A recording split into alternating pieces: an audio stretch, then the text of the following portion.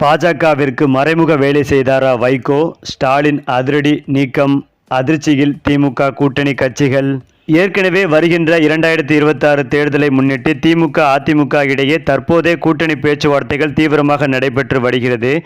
எந்த கட்சி வெற்றி பெறப் போகிறது என்கின்ற எதிர்பார்ப்பும் இருந்து வரும் இந்த சூழ்நிலையில் திமுக கூட்டணிக்குள்ளே பிளவுகள் ஏற்பட்டது சற்று பரபரப்பாகி வருகிறது. அதாவது முதலமைச்சர் ஸ்டாலின் கலந்து கொண்ட நிகழ்ச்சியில் கூட்டணி கட்சி தலைவர்கள் கலந்து கொண்ட நிலையில் மதிமுக மட்டும் கலந்து கொள்ளவில்லை.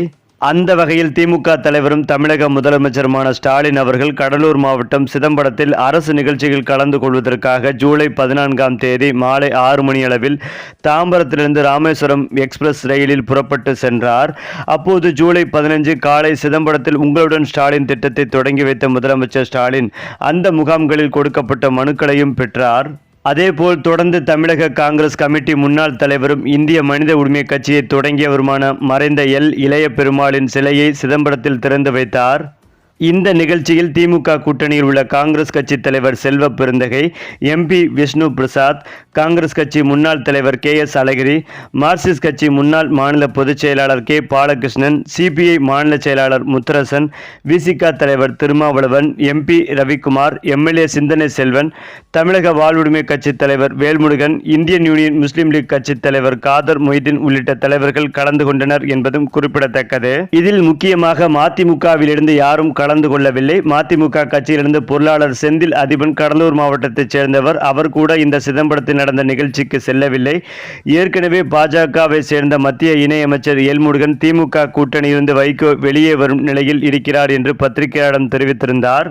இந்த நிலையில்தான் இளைய பெருமாளின் சிலை திறப்பு நிகழ்ச்சிக்கு வருமாறு கூட்டணி கட்சிகளுக்கு வாய்மொழியாக தெரிவிக்கப்பட்டிருந்த போது மதிமுக கலந்து கொள்ளாமல் இருந்தது திமுக கூட்டணியில் சலசலப்பை ஏற்படுத்தி இருக்கிறது. அதற்கு முன்னதாக மதிமுக பொதுச் செயலாளர் வைகோவுக்கு MP பதவி வழங்காததால் அந்த கட்சி நிர்வாகிகளும் தொண்டர்களும் வருத்தத்தில் இருப்பதாக முதன்மை செயலாளர் துரை வைகோ கூறியிருந்தார் என்பதும் குறிப்பிடத்தக்கது.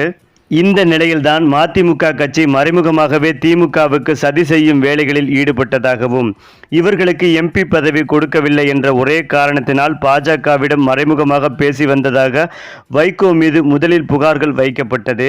ஆனால் இது குறித்து அறியாமலே இருந்த முதலமைச்சர் ஸ்டாலின் தற்போது இது குறித்த ஆதாரபூர்வமான தகவலும் கிடைத்ததால் வைகோவை நீக்கிவிடலாம், மதிமுக கட்சிக்கு பதில் தேமுதிகவை திமுக கூட்டணியில் இணைக்கலாம் என்ற முடிவில் இருந்துள்ளார் முதலமைச்சர் ஸ்டாலின்.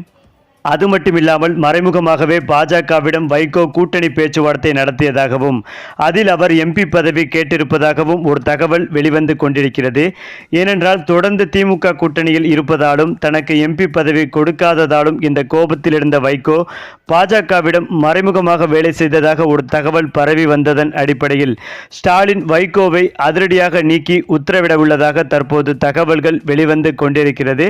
இந்த தகவல் கூட்டணி கட்சிகளையே அதிர்ச்சி அடைய வைத்து வருகிறது.